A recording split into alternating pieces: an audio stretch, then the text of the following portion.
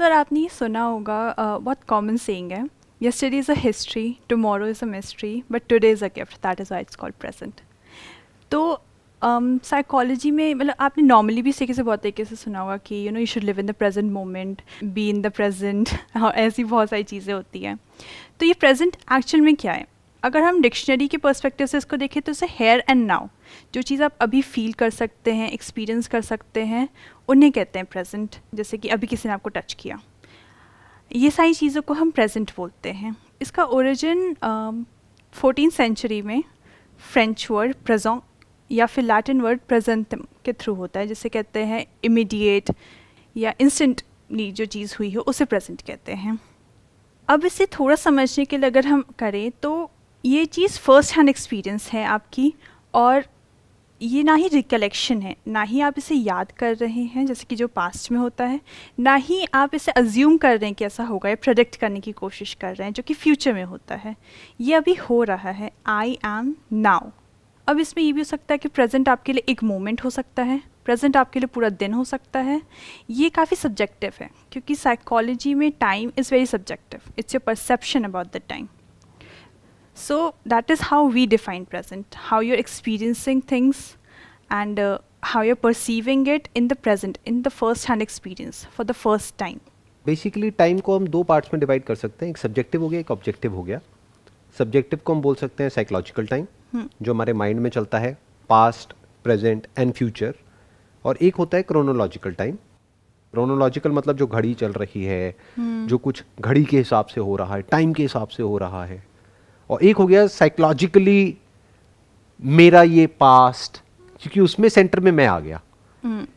In this universe there is no me, जो होता है सो होता है। पानी अपने आप जब हीट आती है तो भाप बन जाता है, अपने आप ही बादल बन जाता है, अपने आप ही बारिश हो जाती है। तो कोई कर नहीं रहा है वहां पर, सब कुछ अपने आप हो रहा है। वो हो गया क्रोनोलॉजिकल टाइम, और एक हो गया साइकोलॉजिकल टाइम। तो अगर हम यहाँ से सेशन को शुरू करें कि ये जो दो तरह के टाइम है, that is psychological and chronological, आपके हिसाब से व्हाट इज क्रोनोलॉजिकल टाइम? अगर हम क्रोनोलॉजिकल टाइम को थोड़े इजी तरीके से समझने की कोशिश करें तो पहले के ज़माने के अकॉर्डिंग हम समझेंगे इसे कि सूर्य के उदय होने के साथ दिन हुआ और सूर्य के ढलने के साथ रात हो गई। जो कार्य आपके दिन में होने चाहिए वो आपने काम कर लिए, जो रात में होना चाहिए, आपको सोना है, आराम करना है, वो समय वही है। उसके अकॉर्डिंग ही लाइफ चलती है, उसी के अकॉर्डिंग आपका बायोलॉजिकल क्लॉक भी चलता है, अगर आपने देखा हो। तो इसे हम डिफ़ाइन कर सकते हैं क्रोनोलॉजिकल टाइम के अकॉर्डिंग। तो क्या हम इसको ये कह सकते हैं कि क्रोनोलॉजिकल टाइम और कुछ नहीं है, चेंज है? क्योंकि एक्चुअल में टाइम कहीं नहीं है फिजिकली, जैसे फिजिकली ऑब्जेक्ट है, इसको हम टच कर सकते हैं, बट टाइम और स्पेस एक्चुअल में कहीं भी नहीं है। But whenever something changes in space, और फिर हम उन दो पॉइंट्स को मेजर करते हैं, so that is time. Without measurement there is no time. क्योंकि अगर हम मेजर ही ना करें तो टाइम कहाँ है? मतलब दिन और रात को अगर हम मेजर करें, पहले देखें, अच्छा अभी अंधेरा है तो रात है, सूरज निकला हुआ है तो दिन है, तो हमने मेजर किया ना, तो हमने कहा ये दिन है, ये रात है। So something changes in space, कोई फॉर्म है जो बदल रही है एक्चुअल में, जिसको हम कहते हैं ना मिट रही है, बन रही है। वो ना तो वो मिट रही है ना वो बन रही है। जैसे हम कहते हैं कि ये बुलबुला इतने सेकंड्स तक रहा, अगर हमने मानो एक नदी में एक बुलबुले को देखा और स्टॉप वॉच लगा करके हमने उसको देखा, तो हम क्या कहना चाह रहे हैं कि पानी की वो जो फॉर्म है वो इतनी देर तक रही। तो वो हमने मेजर किया, कब बना तो हमने बोल दिया क्रिएशन, कब तक रहा हमने बोला प्रिजर्वेशन, फिर कब मिट गया हमने बोला destruction. That change of the form of water which is actually formless. So that change of form, if we measure it, that is basically chronological time. Yeah. Without change there is no time. So is with your body. If you see, we call it chronological age as well. What is that age? You're aging, your time is moving ahead, your body is getting old and getting towards the point that you'll die. So that is the same thing. Time is moving Right. ahead. हम या तो ये कह सकते हैं कि time आगे बढ़ रहा है क्योंकि टाइम एक्चुअल में कहीं नहीं है, या फिर हम ये कह सकते हैं जिसको मेजर किया जा सकता है ऑब्जेक्टिव यूनिवर्स में, कि कुछ बदल रहा है, बॉडी बदल रही है, या फिर कुछ भी हम कह सकते हैं कि something is changing in the body, that's why we are saying that time exists. But अगर कहीं कुछ ऐसा है जो नहीं बदल रहा है, can we call that in time? अगर इस यूनिवर्स में ऐसा कुछ है तो वैसे तो सारी फॉर्म्स बदलती हैं, I think change is the only thing constant. Right ये ऐसा बहुत सारी sayings है. There is a saying which goes like this, the Yeah. thing that you just said, the change is the only thing that is constant. But maybe there is something in the universe that is beyond change, that we can call it actually that is beyond time. अगर ऐसा कुछ है तो अभी वहाँ पे हम open छोड़ देते हैं उसको अभी हम टच नहीं करते. अब आगे बढ़ते हैं. ये तो हो गया क्रोनोलॉजिकल टाइम. अब आते हैं साइकोलॉजिकल टाइम पे. What is psychological time? अगर प्रेजेंट में ही हम बात करें, प्रेजेंट की ही करते हैं, तो उस अकॉर्डिंग जो भी चीज़ अभी आप अपने बॉडी के थ्रू फील कर सकते हैं, अभी आप यहाँ पे बैठे हुए हैं, अपने आसपास चीज़ें देख सकते हैं, फील कर सकते हैं, वो सारी चीज़ें प्रेजेंट में आ जाएंगी. वैसे ही जो चीज़ें इस बॉडी ने प्रीवियसली एक्सपीरियंस की है, वो सारी चीज़ें पास्ट में चली पास्ट गई में आ जाएगी. और जो करेगी एक्सपीरियंस वो फ्यूचर में आ जाएगी. तो time is basically a delusion और an illusion, whatever you call it, because बहुत सारे डिसऑर्डर्स ऐसे होते हैं वे you forget things. When you forget things, do you think कि वो टाइम उनके लिए मैटर करता है या टाइम एग्जिस्ट करता या है? टाइम एग्जिस्ट करता है? So without memory is their time? That is तो नॉट कौन सा टाइम रहता है और कौन सा चला जाता है? क्रोनोलॉजिकल चलता रहता है क्योंकि उसकी बॉडी में चेंजेस चलते रहते हैं. बॉडी बूढ़ी होगी बट साइकोलॉजिकल टाइम जीरो हो जाता है. यानी ये कह सकते हैं सब्जेक्टिव टाइम का कॉन्सेप्ट चला गया, ऑब्जेक्टिव टाइम बचा रह गया. बट जिसको हम ऑब्जेक्टिव टाइम कह रहे हैं वो भी कुछ नहीं है, वो चेंज है, कुछ बदल रहा है. तो जो भी बदल रहा है वो सब टाइम में है. बट वो किस में है?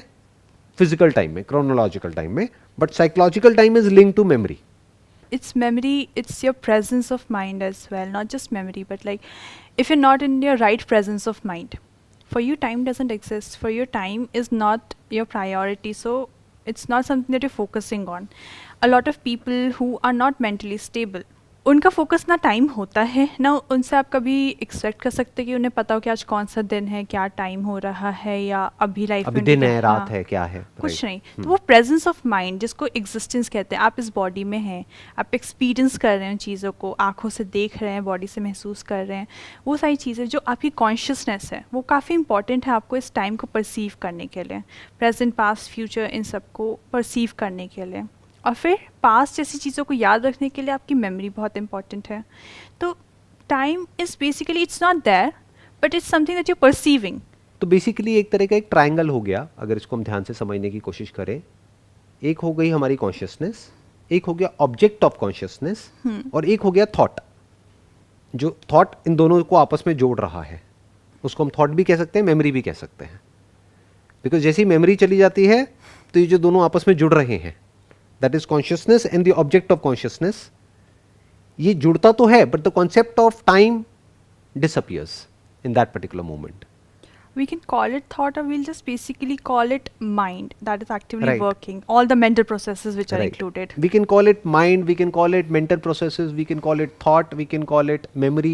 Whatever we call it, we are talking about the same thing. Because we are not talking about the physical brain. क्योंकि वो तो बची रह जाती है मेमोरी लॉस के बाद भी. जिसको एल्जाइमर्स है उसकी भी फिजिकल ब्रेन तो है, तो ब्रेन बाकी की प्रोसेसेस को कंट्रोल कर रही है बॉडी की. That is डाइजेशन actually भी कंट्रोल हो रही है. a very good topic. The concept between brain and mind. So it's a dual concept, and that will be an amazing topic as well. बहुत लोग क्या करते हैं, वो ये वर्ड तो यूज़ करते हैं माइंड, बट वो कभी भी ये नहीं समझते कि what is mind. May be हम इसके ऊपर एक पूरा का पूरा सेशन कर सकते हैं. What is mind, And how is it different from brain? how is it different from brain, and how is it different from consciousness, and how is it different from the processes which are running on an autopilot in the brain without the intervention of thought, and the processes that requires thought, conscious thought or conscious effort. But वो एक बड़ा topic है, उसको कभी future के लिए रखते हैं. अभी फ़िलहाल के लिए बात करते हैं कि जब भी हम मेमोरी की बात कर रहे हैं या थॉट की बात कर रहे हैं, we are not talking about brain. Although इन दोनों में भी कोई सेपरेशन नहीं है, क्योंकि अगर ब्रेन के एक पर्टिकुलर पार्ट को हम डैमेज कर देते हैं, क्योंकि अब तो साइंस ने इतनी तरक्की कर ली है कि वो करना बड़ा आसान है. ऑपरेशन किया, एक पर्टिकुलर पार्ट को डैमेज कर दिया, अब आपका थॉट गया, मेमोरी गई. काफ़ी सारी रिसर्चेस हैं जिसमें ये है कि अगर आपके ब्रेन में इंजरी हो जाती है तो फिर वो पर्टिकुलर प्रोसेसेस जो उस साइड ऑफ द ब्रेन के हैं वो इफ़ेक्ट होते हैं. आपकी मेमोरी इफ़ेक्ट हो सकती है डिपेंडिंग ऑन कहाँ पे लगी है. आपके थॉट प्रोसेसेस, आपका नेचर तक चेंज हो सकता है. पहले अगर आपका नेचर शांत था तो हो सकता है इंजरी के बाद आप अग्रेसिव भी हो जाएं. तो काफ़ी शिफ्ट होता है. और इमोशंस भी इफेक्ट होते हैं. कई लोग ऐसे भी हो जाते हैं जो बिल्कुल ही उनके अंदर से इमोशंस गायब हो जाते हैं. Because of that injury. या कुछ लोग होते हैं जिनकी मेमोरी का कोई पर्टिकुलर सेगमेंट गायब हो जाता है, बाकी सारी मेमोरी रहती है, इन या बट एक पर्टिकुलर टाइम की कुछ मेमोरी गायब हो जाती है। तो बेसिकली जो मेमोरी है that is stored in the brain, that we need to understand. Brain is like a hardware and memory is like a software, Software. जिसको हम थॉट बोलते हैं। That is nothing but a software which is again a physical process. वो ऐसा नहीं है कि कोई नॉन फिजिकल प्रोसेस है या कोई मिस्टिकल प्रोसेस है जैसे कुछ लोग सोचते हैं, या उसको नाम दे देते हैं कुछ भी और बोलते हैं कि ये एक अलग पावर है। कोई पावर नहीं है, क्योंकि जो भी कहता है एक अलग पावर है, उसकी ब्रेन के एक पर्टिकुलर पार्ट को डैमेज कर दो, वो अपना नाम तक भूल जाएगा। या तो दैट कहाँ है वो अलग पावर? तो देयर इज नो अलग पावर एज सच। ऐसा नहीं है कि थॉट अलग है और ब्रेन अलग है। Thought is dependent on brain, thought exist in brain, memory exist in brain. It's the hub. The brain is the hub for all your mental processes, emotions, everything. It's the Right. hub. So, आपकी पूरा spinal cord वगैरह, ये आपकी memories से लेकर के आपके emotions और इन सब चीज़ों में भी इसका काफ़ी रोल है। इस पर भी काफ़ी रिसर्च है। आप इसका एक छोटा सा एग्जांपल अगर ले तो अगर पहले प्रीवियसली कभी ऐसा हुआ है कि आपको अगर कुत्तों से डर लगता है, तो ऐसा हो सकता है कि पहले आपको कभी कुत्ते ने काटा हो, या ऐसा हो सकता है कि किसी और को आपने काटते हुए देखा हो, या आपको ऐसा है कि उसने कभी आपको दौड़ाया हो, या कुछ भी मतलब आपके पीछे पड़ गया हो, कुछ भी हुआ हो। तो वैसी चीज़ें होने की वजह से बॉडी में जो वो हार्मोन्स रिलीज़ हुए हैं, जो एक फाइट एंड फ्लाइट रिस्पॉन्स होते हैं, आप उस समय भागे तो आपके दिमाग में वो डर बैठ गया। अब नेक्स्ट टाइम आप देखेंगे फिर वही चीज़ होगी। ये कहाँ से आ रही है? वो हार्मोन्स कहाँ से रिलीज़ हो रहे हैं? वो सारे न्यूरोट्रांसमीटर्स कहाँ से रिलीज़ हो रहे हैं? वो सब आपका यहाँ पे और बॉडी का इफेक्ट है। तो basis, the biological basis of everything, your mental processes, your emotions and everything is your brain and your body. और ब्रेन भी ऐसा नहीं है कि कुछ लोग ये समझते हैं कि ब्रेन ही सब कुछ है, क्योंकि जो हमारे इमोशंस हैं उसमें स्टमक का बहुत बड़ा रोल है। इसीलिए आयुर्वेदा में कहते हैं कि जो पेट है वो हर बीमारी की जड़ है। अब तो बहुत सारी साइंटिफिक स्टडीज़ में भी यही बात निकल करके आ रही है कि जो सेरोटोनिन, जिसको पहले प्योरली ये समझते थे कि वो ब्रेन से कनेक्टेड है, ब्रेन में बेसिकली उसके रिसेप्टर्स है, बट उसका जो प्रोडक्शन है, majority of its production happens in the stomach, in the gut. अब यहाँ पे जो चीज़ समझने वाली है वो ये है कि brain is the outcome of the chronological time, और दूसरा अब एक एस्पेक्ट आ जाता है साइकोलॉजिकल टाइम।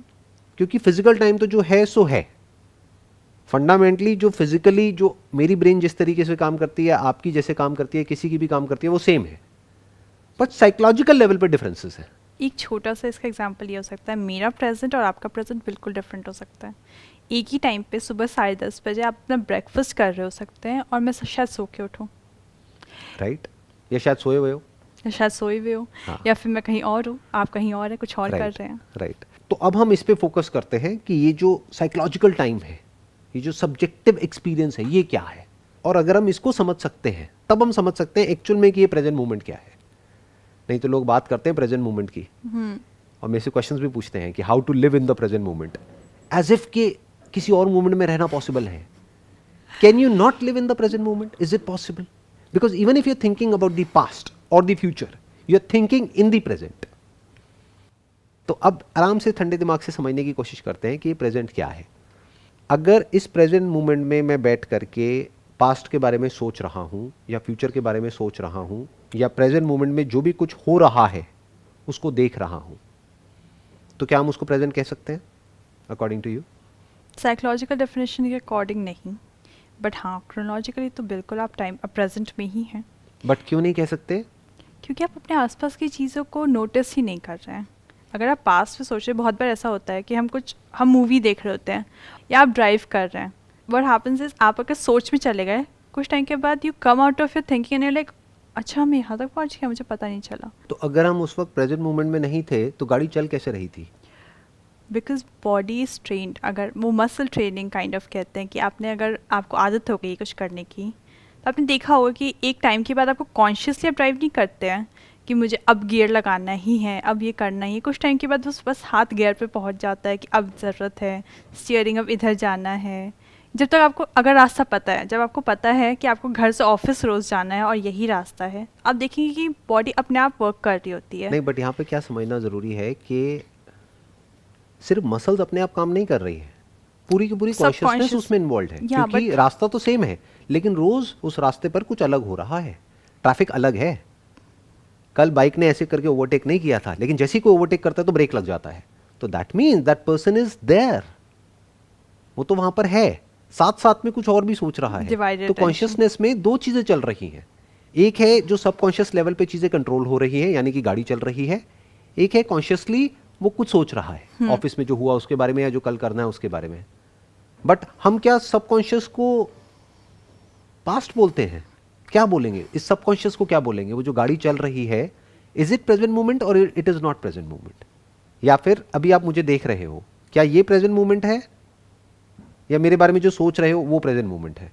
ये दोनों ही प्रेजेंट में आ जाएंगे, बिकॉज अगर मैं आपको देख रही हूँ, मैं आपके बारे में ही सोच रही हूँ, तो फिर वो आपसे रिलेटेड ही है इस वक्त। अच्छा, तो अगर अभी आप देख मुझे रहे हो लेकिन सोच कुछ और रहे हो, मेरी आवाज सुन रहे हो लेकिन आपका ध्यान कहीं और है, तो क्या उसको प्रेजेंट कहेंगे या नहीं कहेंगे? उसे डिवाइडेड अटेंशन में आ जाएगा। आपकी आधी अटेंशन आपके प्रेजेंट में है, फिर भी आपकी आधी कहीं और है।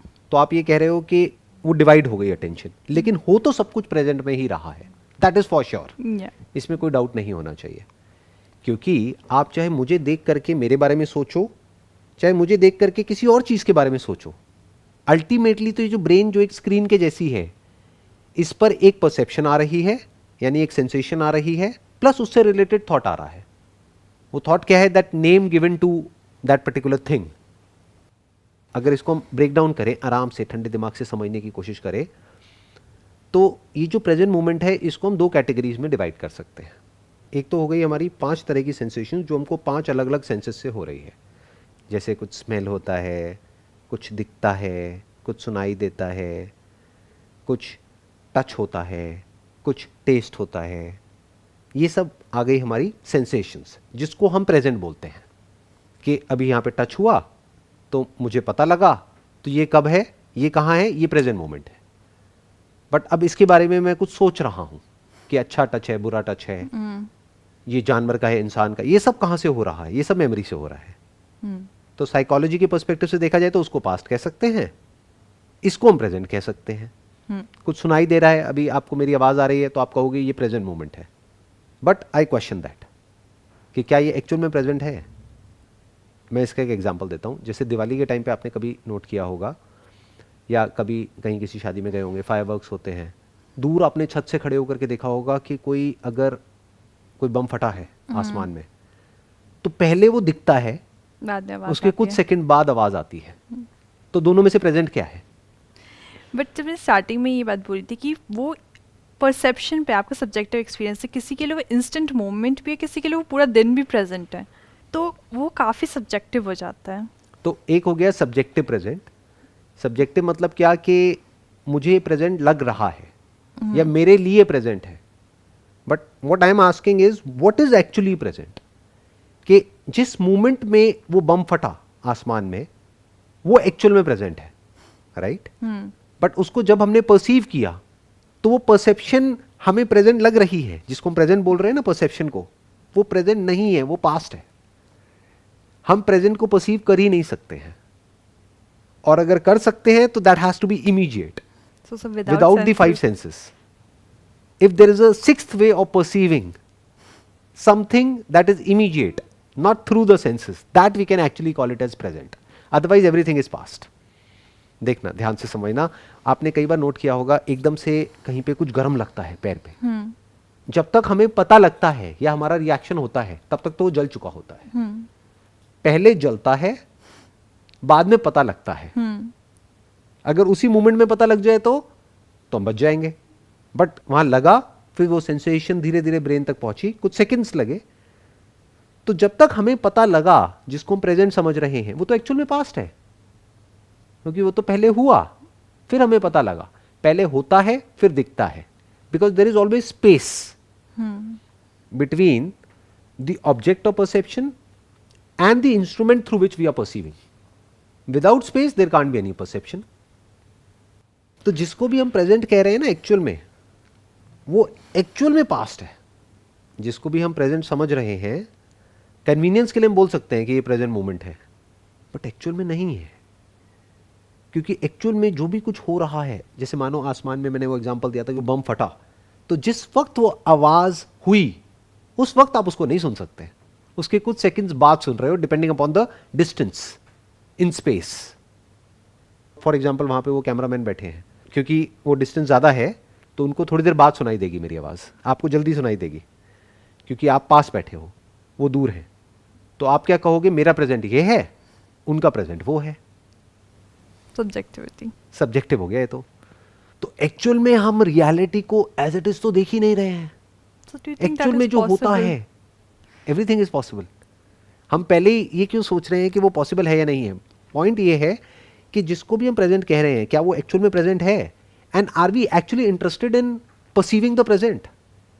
Are we curious to know what is present, और we are just interested in living in the present moment which actually does not make any sense? क्यों? क्योंकि अगर किसी इंसान को एक्चुअल में प्रेजेंट मोमेंट में ला करके बिठा दिया जाए ना, तो कुछ होगा ही नहीं करने के लिए। माइंड तो चाहिए ना। अभी आपने गाड़ी चलाने का एग्जांपल दिया था, उसके लिए भी माइंड चाहिए, कुछ भी करने के लिए माइंड चाहिए। और माइंड पूरी तरह से अगर प्रेजेंट मोमेंट में आ गया ना किसी इंसान का एक्चुअल में, तो पागल हो जाएगा। इतना कुछ हो रहा है प्रेजेंट मोमेंट में, जिसको भी हम प्रेजेंट बोलते हैं उसको। अभी एक्चुअल प्रेजेंट की तो मैं बात ही नहीं कर रहा, जो प्रेजेंट मोमेंट जिसको भी हम बोलते हैं, अभी यहाँ पर इस वक्त इतना कुछ हो रहा है, इतनी तरह की आवाजें हैं। सोचो आपको सब कुछ सुनाई देने लग जाए, तो क्या वो आपके लिए अच्छा है? यहां तक कि आपको मेरे थॉट्स, इनके थॉट्स सारे सुनाई देने लग जाए, तो कितना शोर हो जाएगा अंदर। पहले ही बहुत शोर है और शोर बढ़ जाएगा। तो ये क्वेश्चन ही गलत है कि how to live in the present moment. ये बहुत बेसिक लेवल का क्वेश्चन है। एक्चुअल में we need to understand what is present, और जब हम उसको समझ लेते हैं तो फिर ये क्वेश्चन इररेलेवेंट हो जाता है। क्यों? क्योंकि even if we want to, we can't be anywhere else other than the present moment, and whatever effort we make to be in the present will take us away from the present. ये meditation में एक बहुत बड़ा contradiction आता है। जितना लोग कोशिश करते हैं ना इस मूवमेंट में रहने की, उतना ही वो उस मूवमेंट से दूर हो रहे हैं। बिल्कुल जैसे कि नींद में जाने की आप जितनी कोशिश कर रहे हो, उतना ही नींद से दूर हो रहे हो। रिलैक्स होने की जितनी कोशिश कर रहे हो, उतना ही और स्ट्रेस क्रिएट होता चला जा रहा है। हम जितना कॉन्शियसली जीने की कोशिश करें, उतना ही ज़्यादा हम प्रेजेंट पे रहेंगे, because totally it's not possible, but जितना हम कर सकते हैं, जितना हम कॉन्शियस रहने की कोशिश करेंगे ना, उतना ही हम प्रेजेंट मोमेंट से दूर हो जाएंगे। यही एक बहुत इंटरेस्टिंग पॉइंट है यहाँ पर, क्योंकि हम क्या समझते हैं कि कोशिश से सब कुछ होता है। मैंने भी आपको नींद का एग्जांपल दिया, जितना आप नींद में जाने की कोशिश करोगे ना, उतना ही नींद से दूर हो जाओगे। ऐसे ही ये जो प्रेजेंट मोमेंट है, आप कोई कोशिश मत करो और अपने आप को बोलो कि I don't want to be in the present moment. अब क्या है, माइंड ऑपरेट हो रहा है, थॉट्स आ रहे हैं। अब थॉट जो अभी हो रहा है, चाहे उससे रिलेटेड आए चाहे कोई और आए, उससे क्या फर्क पड़ता है, as far as that thought is relevant to this moment, कि अभी जो एक्शन लेना है उसके लिए वो काम का है। अब वो चाहे मेमोरी से आ रहा है, चाहे क्या, वो तो आता ही मेमोरी से है। अभी भी जो आपके अंदर थॉट्स आ रहे हैं, जिसके बेस पे आप मेरे से बात कर रहे हो, जिस लैंग्वेज को यूज करके ये जो अभी हम कॉन्वर्सेशन कर रहे हैं, वो भी मेमोरी से ही आ रही है। सो अगर हम कोई एफर्ट ना करें, मतलब ये क्वेश्चन ही छोड़ दें, how to live in the present, तो क्या बचा रह जाता है? फिर भी प्रेजेंट ही बचा रह जाता है। That is the beauty of present. हमेशा प्रेजेंट ही होता है, पास्ट और फ्यूचर कभी हो ही नहीं सकता, क्योंकि 10 साल बाद भी प्रेजेंट ही होगा, 10 साल पहले भी प्रेजेंट ही था, अभी भी प्रेजेंट ही है। अभी इस प्रेजेंट में जो भी हम कह रहे हैं ना कि हम पास्ट के बारे में सोचते रहते हैं, फ्यूचर के बारे में सोचते रहते हैं, कुछ ऐसा कर दो कि हमें ऐसा कुछ रास्ता बता दो कि हम पूरी तरह से प्रेजेंट में आ जाए। मैं पूछूंगा उनसे, आप करोगे क्या पूरी तरह से प्रेजेंट में आकर के? ये तो बता दो, कुछ है आपके पास करने के लिए ढंग का? आ गए आप, मानो मैंने कोई एक चुटकी बजाई, आप पूरी तरह से प्रेजेंट मोमेंट में आ गए।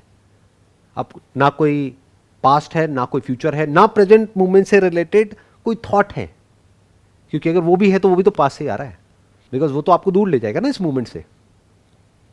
Whatever you say about this cup will take you to your memory. So your question is, when you are saying कि how to live in the present, कि ये word तक नहीं आना चाहिए कि ये cup है, but it can't be separated. It is not possible. ये हमको समझना पड़ेगा। अगर एक नॉर्मल ब्रेन है तो, अगर उसमें कोई प्रॉब्लम है तो बात अलग है। अगर ब्रेन नॉर्मल तरीके से फंक्शन कर रही है, तो जब आप कप को देखोगे तो क्या ऐसा हो सकता है कि वो वर्ड कप ना आए माइंड में? या किसी भी इंसान को देखोगे, अपनी किसी फ्रेंड को देखोगे, तो क्या ऐसा हो सकता है उसका नाम माइंड में ना आए? इनफैक्ट हमारी जो ब्रेन है उसके ऊपर काफ़ी स्टडीज़ हुई हैं, तो पता लगा है कि ब्रेन में जो लैंग्वेज वाला हिस्सा है वो इंसान की ब्रेन में बहुत बड़ा होता है और जानवरों की ब्रेन में बहुत छोटा होता है, क्योंकि वो लोग साइन लैंग्वेज यूज़ करते हैं, वो लैंग्वेज को यूज़ नहीं करते हैं। तो हमारे केस में क्या होगा, आप कभी भी नोट करना, अगर मैं यहाँ पर एक पेपर के ऊपर लिख दूँ, मे बी इस सेशन के बाद में हम स्क्रीन पे ये डेमोन्स्ट्रेशन भी दे सकते हैं अगर चाहें तो, कि अगर हम स्क्रीन पे लिख दें कुछ टेक्स्ट अलग अलग कलर्स में, जैसे मानो रेड लिखा हुआ है लेकिन उसको हमने येलो कलर में लिख दिया, तो पहले हम उसको पढ़ेंगे फिर कलर के बारे में बताएंगे। इससे क्या प्रूव होता है कि हम ना भी चाहें तो पहले लैंग्वेज आएगी, बाद में परसेप्शन आएगी। That test is very much used in attention spans and everything as well. For language, yes, also for attention, because आपका brain पहले उसको read करेगा, बाद में it will go on the color. Exactly. तो अगर अभी हमने यहाँ पे 4 वर्ड लिख दिए स्क्रीन के ऊपर, जो चारों अलग अलग कलर्स के हैं, लेकिन जो एक्चुअल में वो जो कलर है उसका नाम हमने कुछ और दे दिया, तो एक इंसान को उसको पढ़ने में बड़ी आसानी होगी, टेक्स्ट को पढ़ने में, बट कलर बताने में टाइम लगेगा। क्यों? क्योंकि पहले हम उसको पढ़ेंगे, मानो येलो कलर है वो रेड में लिखा हुआ है, तो पहले हम उसको पढ़ेंगे, फिर हम देखेंगे अरे नहीं नहीं ये तो येलो है, फिर हम बोलेंगे येलो।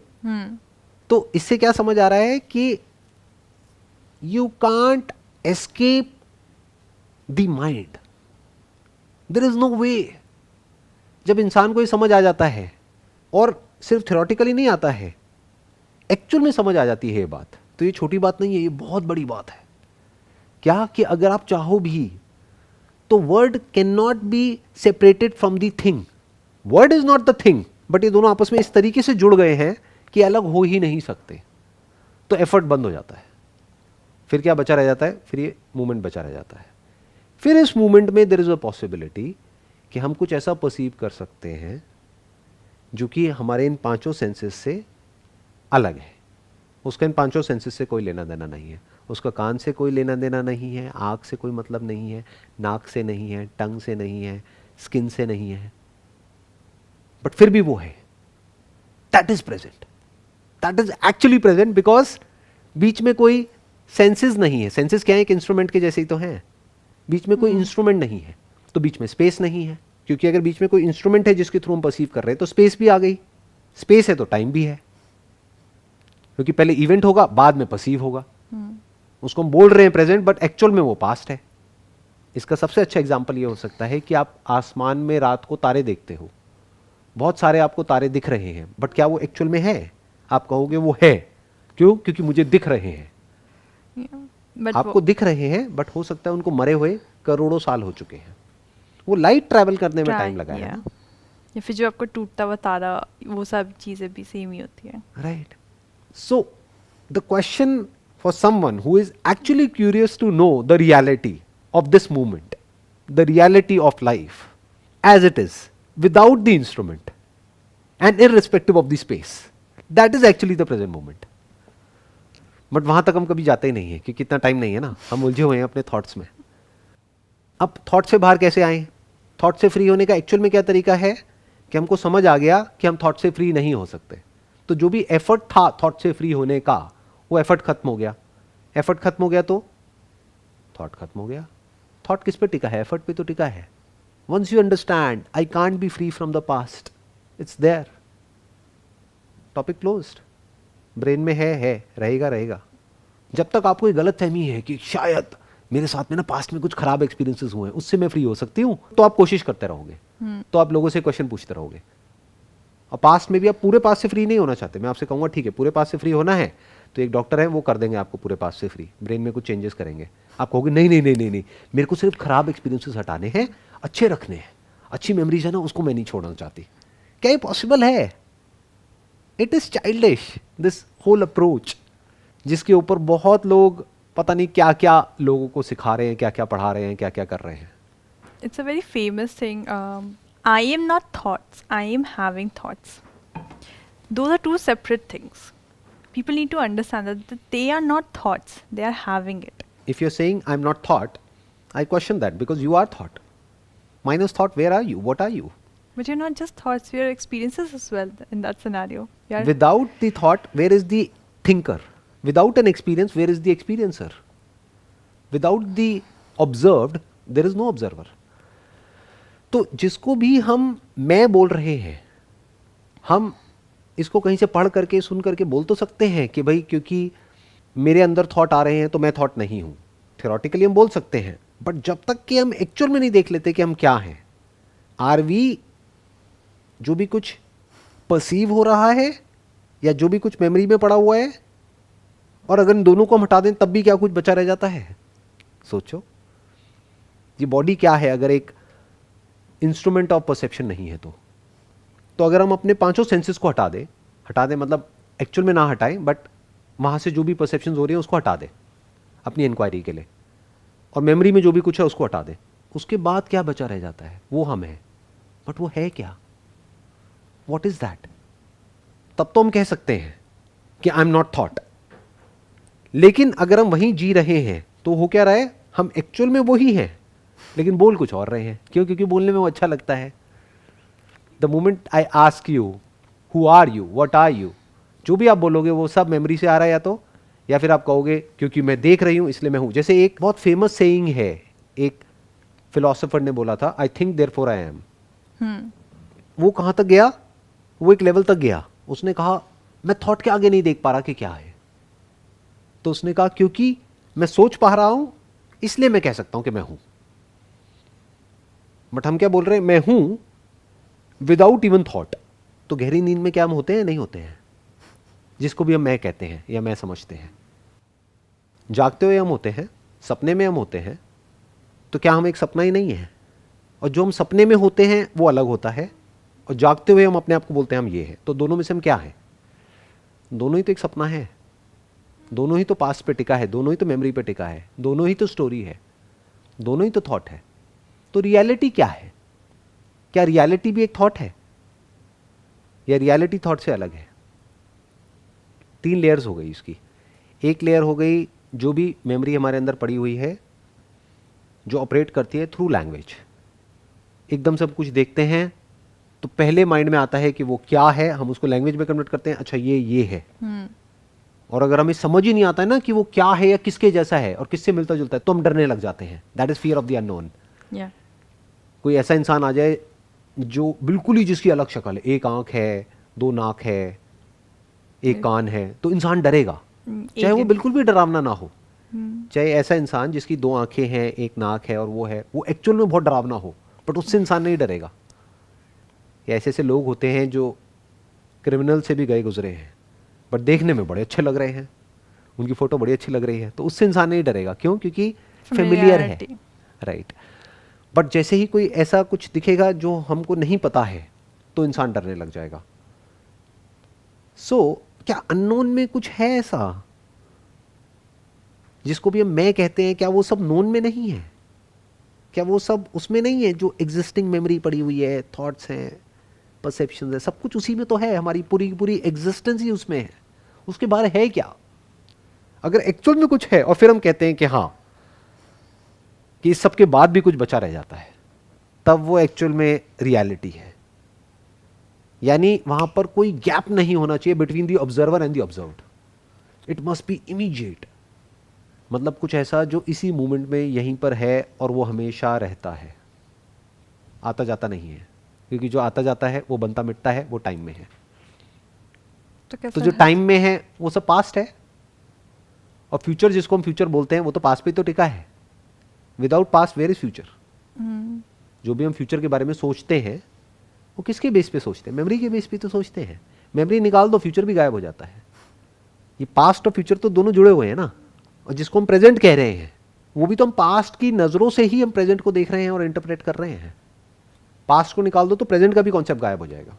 आई थिंक हमने कन्वीनियंस के लिए एक रेफरेंस पॉइंट बना रखा है कि ये मेरा प्रेजेंट है, इससे पीछे वाला पास्ट था, इससे आगे प्रेजेंट फ्यूचर. तो वो एक रेफरेंस पॉइंट है जिससे सारी चीज़ें हमें लगता है ईजी हो जाती है. एक्चुअल में सब कुछ पास्ट है. सब कुछ मतलब सब कुछ. आपकी पूरी की पूरी एग्जिस्टेंस पास्ट है. प्रेजेंट में कुछ ऐसा है ही नहीं जिसको आप कह सको कि मैं हूं. जो भी आप कहोगे मैं कहूँगा वो तो हो चुका है. जो भी हमें परसीव होता है हमारे 5 सेंसेस के थ्रू, वो हम ऑलरेडी डिस्कस कर चुके हैं कि पहले होता है फिर पता लगता है. तो यानी वो पहले इवेंट हुआ फिर हमें पता लगा, तो पास्ट हो गया ना। पता नहीं वो अभी है भी या नहीं, बट हम उसको देख करके कह रहे हैं वो है, तो झूठ हो गया ना। पानी में एक लहर बनी, दूर से हम एक नदी को देख रहे हैं, एक लहर को देखा और हमने कहा देखो वो लहर है। जब तक हमने देखा तब तक वो लहर जा चुकी है, मिट चुकी है, वहां कुछ और ही है। बट लाइट को ट्रैवल करने में टाइम लगता है ना, जैसे साउंड को ट्रैवल करने में टाइम लगता है, सेंसेशन को ट्रैवल करने में टाइम लगता है। और अब तो साइंस ने इतनी तरक्की कर ली है, सेंसेशंस को हम कंट्रोल तक कर सकते हैं। एनेस्थीसिया दे दिया और उसके बाद में हमने एक पर्टिकुलर पार्ट को ही ब्लॉक कर दिया, वहां की सेंसेशंस ही ट्रैवल नहीं करेंगी। तो ये तो सब फिजिकल हो गया ना। This is all in time and space. जिसको भी हम प्रेजेंट बोल रहे हैं वो एक्चुअल में सब पास्ट है। यहां तक कि जब हम शीशे में भी खुद को देखते हैं ना और बोलते हैं मैं ये हूं, जब तक वो इमेज दिख रही है तब तक मैं, जिसको भी मैं कह रहा हूं, यानी कि बॉडी, वो बदल चुकी है। क्योंकि बॉडी तो कॉन्स्टेंटली बदलती है, हर सेकंड में बदलती है। तो जब तक हमने खुद को देख करके बोला कि मैं ये हूं, तो मैं जो एक्चुअल में हूं उसको तो मैं देख ही नहीं रहा हूं, वो तो पास्ट इमेज ऑफ मी है। It's always a past impression through the senses. और वो पास्ट इंप्रेशन स्टोर हो जाते हैं ब्रेन में, और फिर उन पास्ट इंप्रेशंस की भी हम एक इंटरप्रिटेशन बना लेते हैं अपने माइंड में, based upon our understanding and our logic, which may be completely illogical. और उसके बेस पे हम इंटरप्रेट करने लग जाते हैं उन इंप्रेशंस को जो कि ऑलरेडी पास्ट है।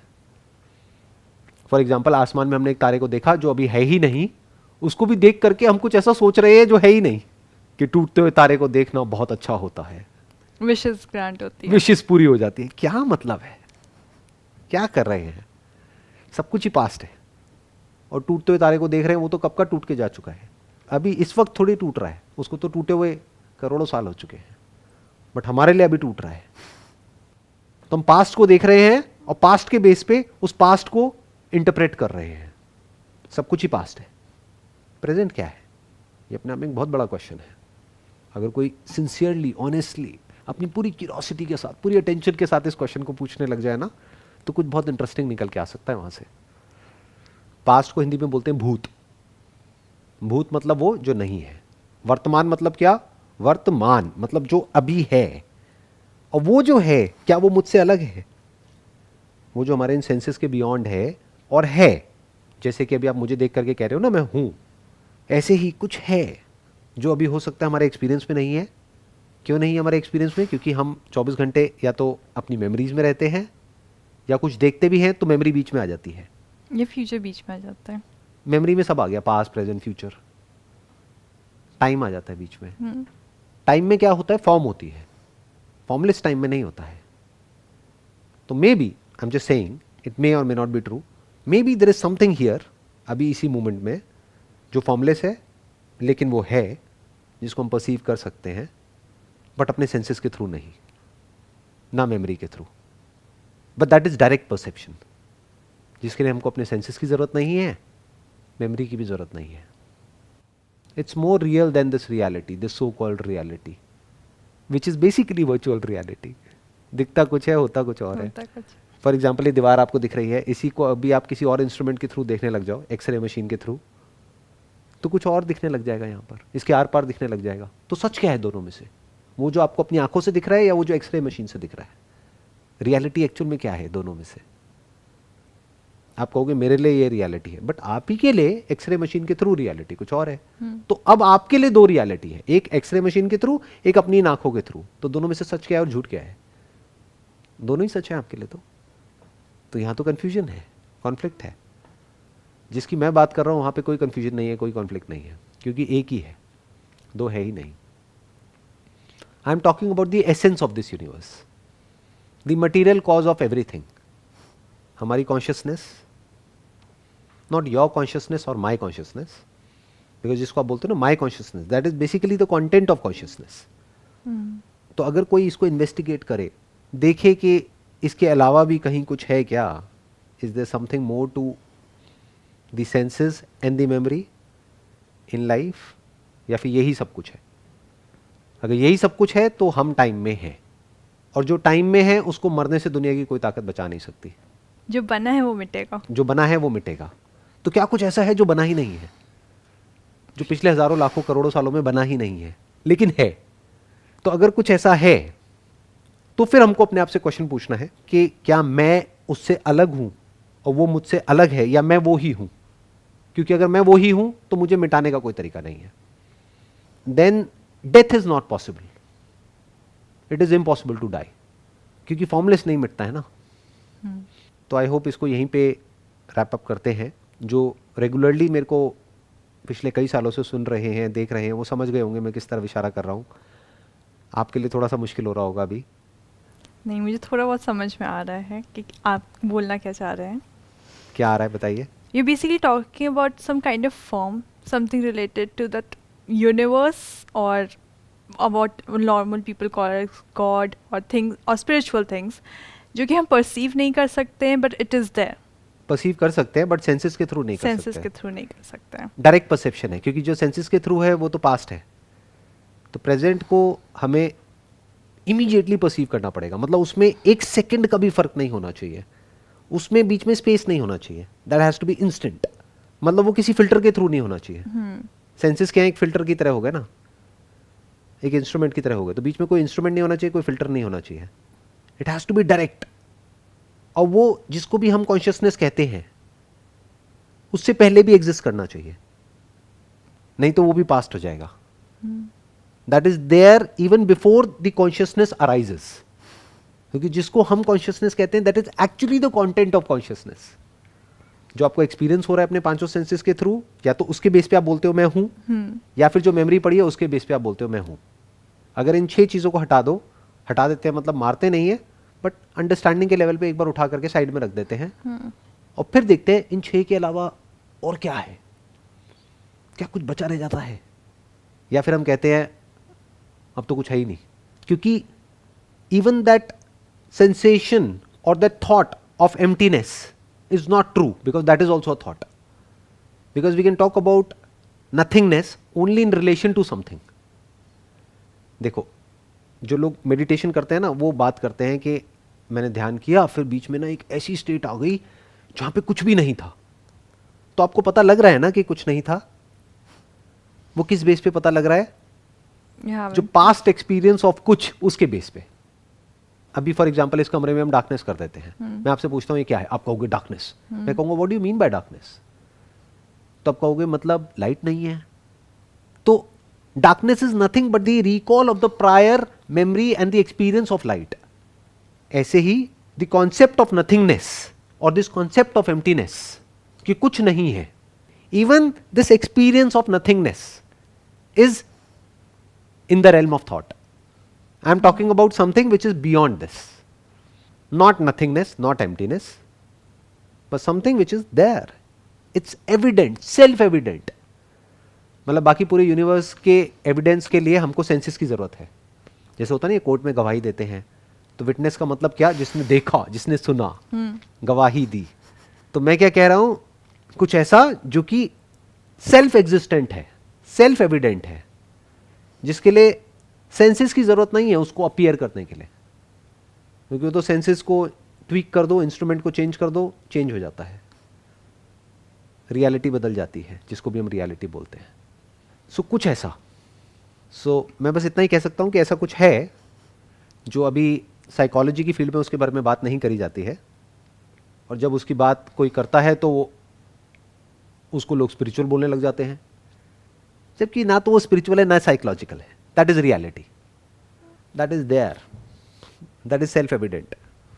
That is more obvious than you and me sitting here.